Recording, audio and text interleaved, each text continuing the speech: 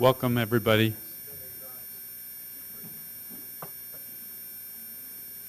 I'm going to suggest we all move a lot closer because it's going to be a lot more informal and a little bit cozier, and there are things to see that are up here, and I think we don't have to be too formal here. So let's just pull right up. It doesn't matter if the chairs are messy. And now,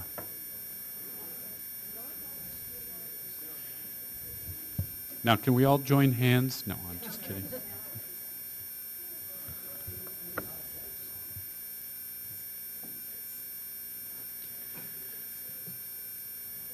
So, thank you all for coming. This is the final wrap-up session of the Civic Center Visioning Charrette. And so we've been here most of the week. We started Monday night, and some of you may have been at that session. And then we've been holed up at the bus depot / train station / Chamber of Commerce for the last few days, conducting 2 series of sessions. And I'm going to explain a little bit about what those series were. So Monday night, we did a little intro to this charrette, and I'm going to run very quickly through it because some of you were not here. Some of you may be completely new to the process. I think there's a couple faces that I haven't seen at any of the sessions. But I'm going to move fairly quickly through that because it's been covered. So what we just started talking about is the Civic Center area, which I think by now everybody's familiar with the boundaries of our study area. It goes from the northern edge of the town green all the way up to the point where Windsor Fuel is, and it's where Windsor Road and Old Redwood Highway come together. So it's that triangle starting from the northern edge of the town green, essentially where the Huerta Gymnasium site is. So what we do with a lot of projects and where we started with this project is just to talk about the attributes of the Civic Center study area. And we think that those attributes can be characterized as the town green itself, these beautiful stands of heritage oak trees that there are a couple of significant stands of heritage oak trees on the Civic Center site. The Civic Center itself, which is an attribute architecturally, maybe not as strong an attribute as the uses themselves, the people that work there and their contribution to the downtown area, not to mention all the city services that they provide. There are a number of community services or community facilities in the Civic Center area: community garden, the Huerta Gymnasium, the library, the playground, the town green itself. So there's a lot of reasons for the community to come already and gather here. And then in the surrounding areas, there are also a number of attributes from our point of view: the bus depot, the future smart train depot, Chamber of Commerce building, the town green retail itself, which lines mainly the southern edge and the western edge of the town green, and then the broader downtown retail, both on Windsor Road and Windsor River Road. So just starting to be a really nice mix and diversity of retail in the downtown area. Lots of really interesting historic resources throughout this downtown area. Historic church and historic homes and other buildings intermixed with these great stands of trees. So they're really elements that I think make this downtown area quite unique. And then there are these great views. Yes, Julian. Sure. Thank you. I just want to say the reason I came to Windsor was because I saw that house on multiple listings on the right in 1984. Really? It was $60,000. Wow. Interesting.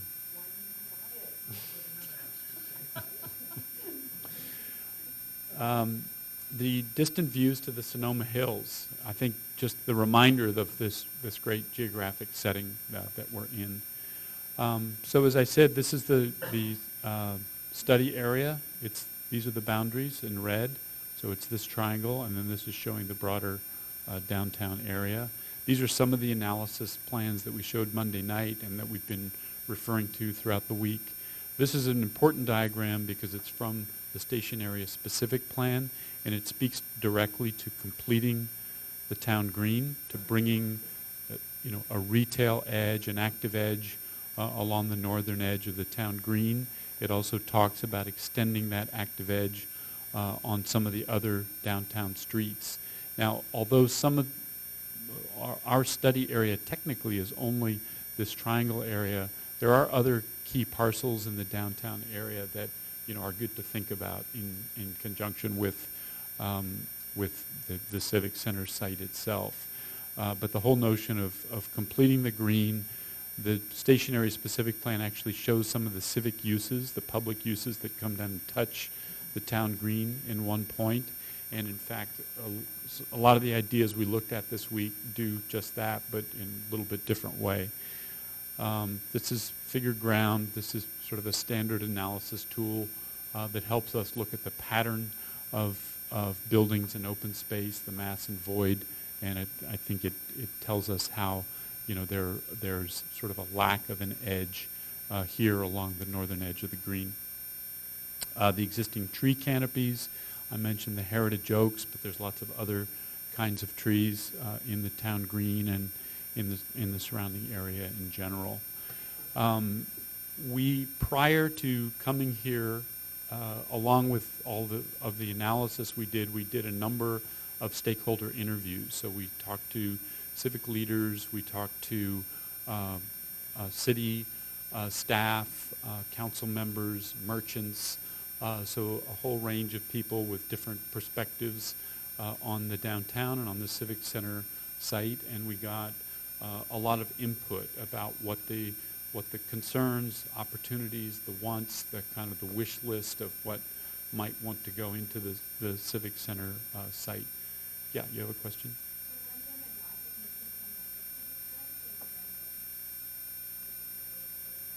Well, I think that was really the purpose of the charrette this week, and so there were invitations and notices that went out, but yeah, the resident component, the community at large, that was the purpose of this week's charrette. So, and we did see a number of people that came to our session. So, but yeah, that's just the way that our process was structured. That we got background from stakeholders and then community input during these sessions this week.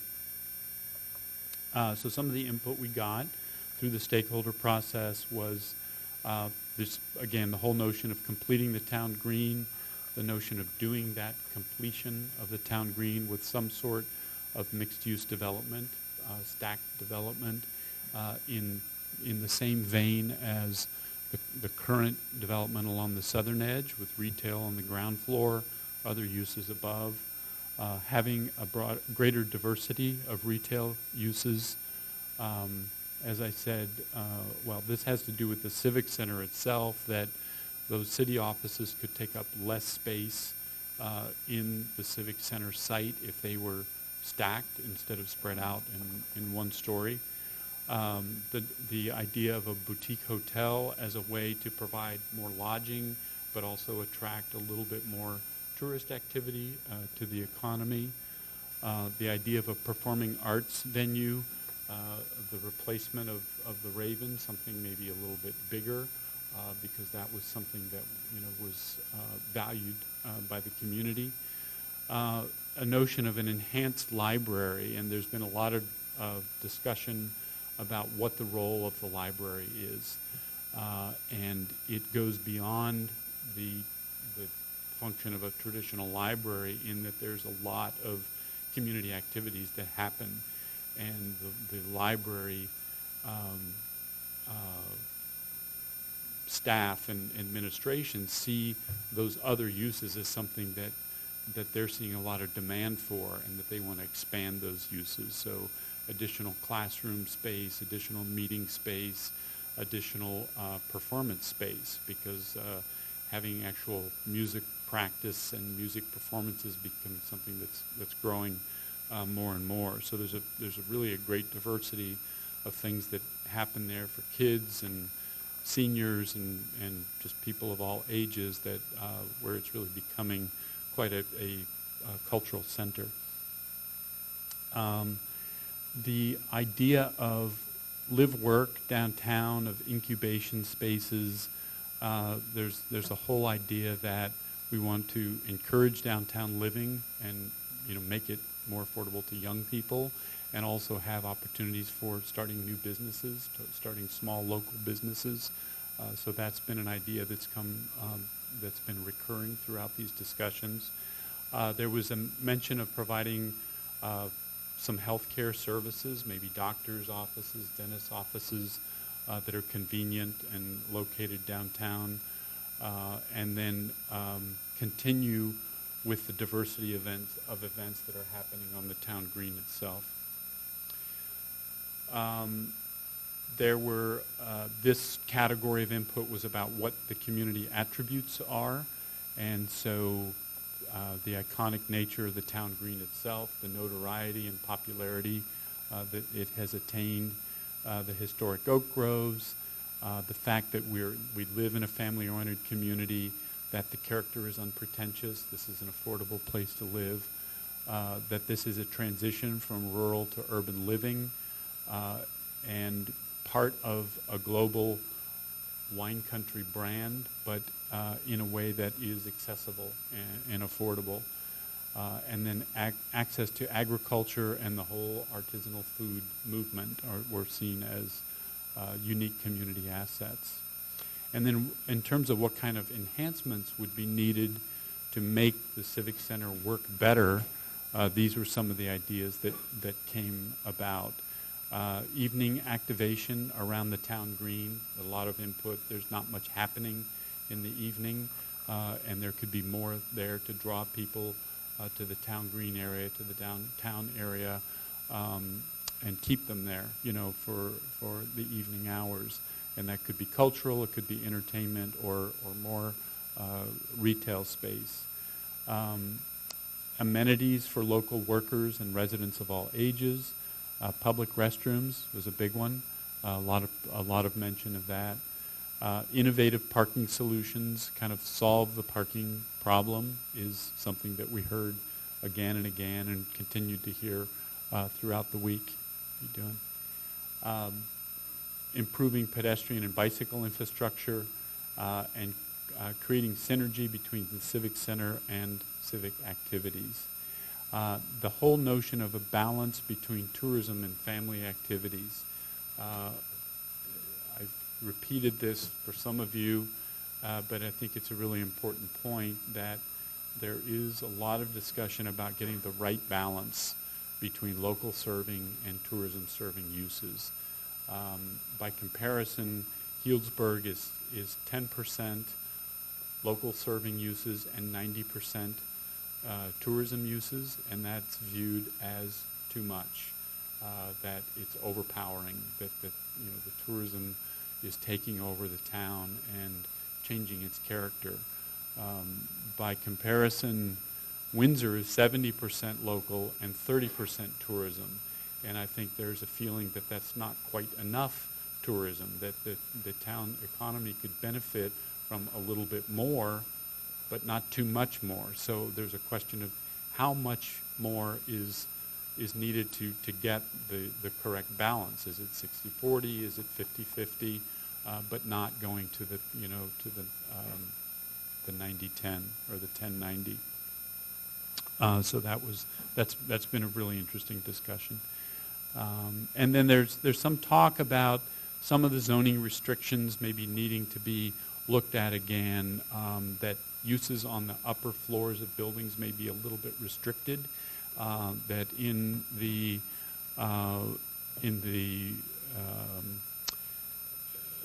attempt to create activity-generating uses on the ground floor and promote retail and things like that, some of the uses on the upper floors were restricted. So that might be something that needs to be looked at a little bit.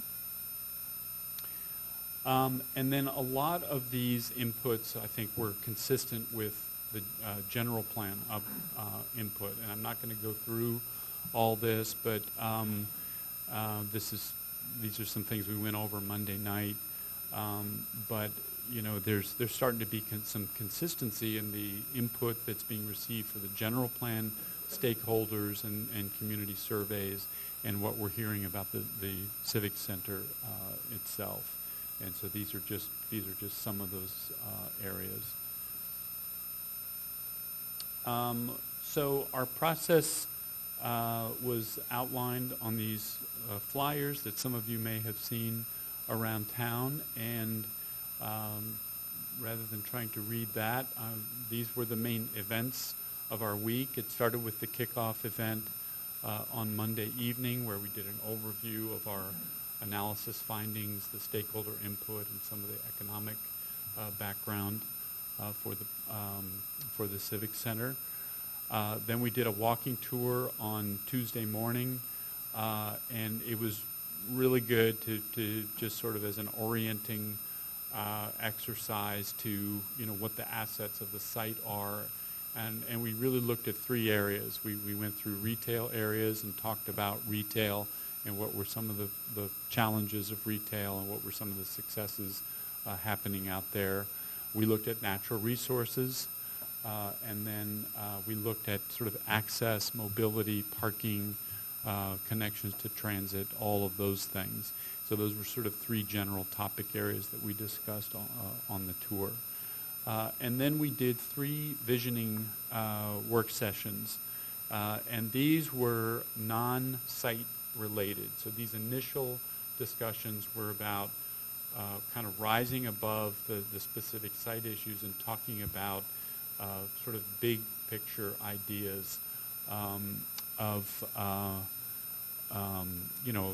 who we are, what are the assets of the community, and then how are some of those values reflected in the Civic Center.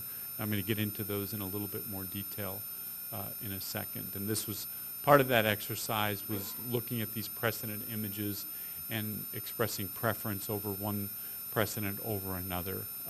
So that was really valuable for us to see which kinds of other examples of either development or open space or public facilities were resonating with the community and which were not. And we're going to show some of those at the end of the presentation that were most resonating with people that participated. And then the second series of sessions was the ideas exploration sessions. And here's where we actually started putting the puzzle pieces of all of these uses on a plan and then translating that. And these were some of the puzzle pieces. So these are all little blocks of uses: the Civic Center, the library, some retail, a boutique hotel, some housing, and saying, okay, how could these fit on the site, and how might that look, and how might you circulate around it?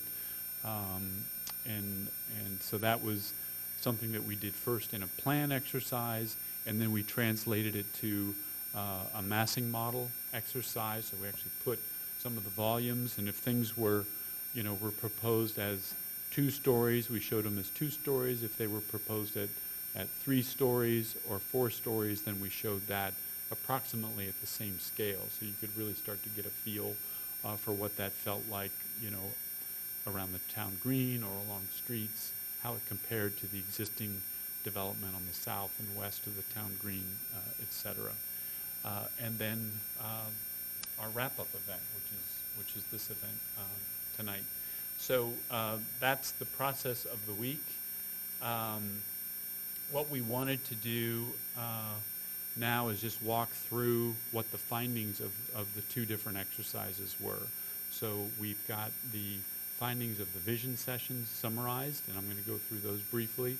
And then we have the findings of the ideas exploration exercise summarized. And those are essentially the 3 plans that are represented here on these boards that the three groups developed. So in the vision sessions, we asked three questions. And the first question is, what are the unique qualities of Windsor and its geographic setting? And we encourage people not to get caught up in the details of the site, but just to think more generally about, why did you come here?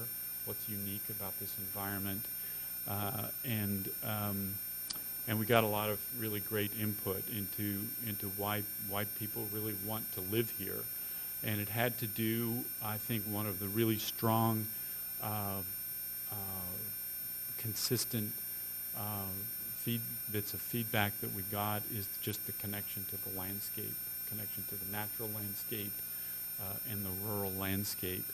This notion that my kids, can carry their fishing poles to the park, which we thought was a really nice way of just describing what kind of community this is. You can just really easily get to this natural space, and you're,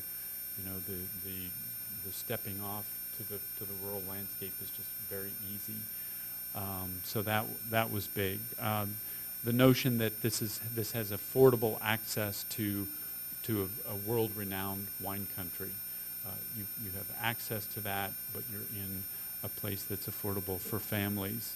That the community is small and approachable, that the community is diverse. We had a really great discussion in one of the sessions about how there's sort of an ease of the diverse mix of people and how they come together, and that's something that people really appreciate.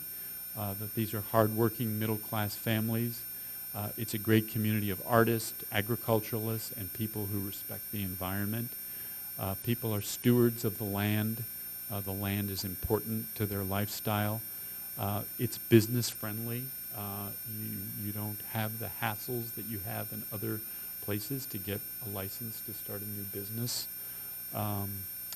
The town green and its events are very highly valued, and that the community is walkable.